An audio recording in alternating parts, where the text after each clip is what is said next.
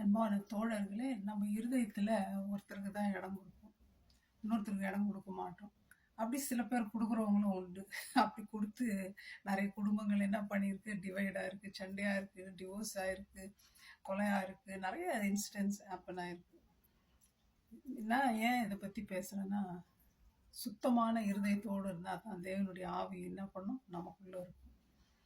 அதை தாங்க வேதத்தில் தானியேல் சிறைப்பட்டு பாபிலோனுக்கு கொண்டு போகப்படுறார். எல்லாருக்கும் ராஜா சாப்பாடுனா லேசா, நம்ம சாப்பிட்ற சாப்பாடோட 10 வகை 100 வகை சாப்பாடு இருக்கும். அது இல்லாமல் ட்ரிங்க்ஸ், பயங்கரமான ட்ரிங்க்ஸ் இருக்கும், குடிச்சிட்டே இருக்கலாம் அவங்க இஷ்டத்துக்கு, என்ன வேணுமோ அது செய்யலாம். அப்படியான வகையான விருந்து தான் தானியலுக்கு கொடுப்போம்னு சொல்கிறாங்க. ஆனால் தானியலும் அவருடைய நண்பர்களும் என்ன சொல்கிறாங்க தெரியுங்களா, அதெல்லாம் எங்களுக்கு வேண்டாம்ப்பா. யாராவது அப்படி சொல்லுவாங்களா? எப்படா போய் சாப்பிடலாம் பிரியாணின்னு இருக்கும் நமக்கெல்லாம்.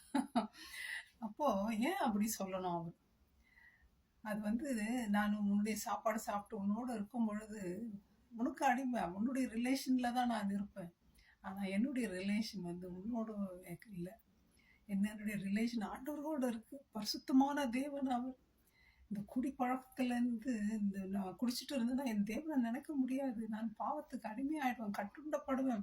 24 மணி நேரம் குடிச்சிட்டு இருப்பேன் நான். என்னுடைய இருதயம் என்னுடைய உடம்பு தேவனுக்குரியது, இது எனக்குரியது இல்லை. இனி வாழ்றது நான் அல்ல, அவர் வாழ்ந்துட்டு இருக்கிறாரு. அவர் இஷ்டமாக தான் நான் நடக்கணும். வெறுத்தார். வெறுத்துட்டு என்ன சாப்பிட்டார்? பருப்பு வகையும் காய் வகைகளை தான் சாப்பிட்டார். அவருடைய மூஞ்சி எப்படி இருந்துச்சு? டல்லாவாக இருந்துச்சு, சோத்துக்கு காஞ்ச மாதிரியா இருந்துச்சு, பளிச்சுன்னு இருந்துச்சு 10 நாளைக்கு இல்லை. ஆகவே அது மாத்திரம் இல்லை, ஆண்டவருக்கு அவர் உண்மையாக ஜீவிச்சதுனால, ஆண்டவரோட உறவு வைத்ததுனால 3ஆவதாக தேசத்திலே உயர்த்தப்பட்டார்.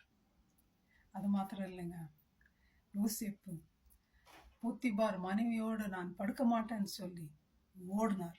பாவத்தை வெறுத்து ஓடினார். ஏன்? இயேசு கிறிஸ்து வாழ்றார். நான் பாவத்தில் ஈடுபடனா இயேசு கிறிஸ்து என்னோட இருக்க மாட்டார், அவர் போயிடுவார் என்னை விட்டு. எனக்கு அவர் தான் வேணும். உன்னுடைய இன்பமோ, உன்னுடைய உலகத்து பணமோ, செல்வமோ எதுவும் வேண்டாம்.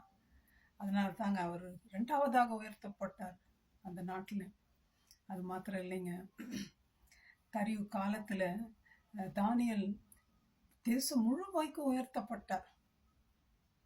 ஆண்டவரோடு நம்ம வாழ்கிறோமா? நம்முடைய வாழ்க்கை எப்படி இருக்கு?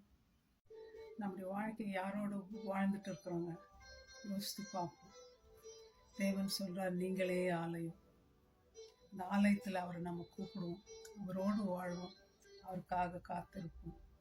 அவர் நம்மை உயர்த்துவார், நம்மை ஆசீர்வதிப்பார், அதில் டவுட்டே இல்லைங்க. Thank you. Bye. God bless you my friends.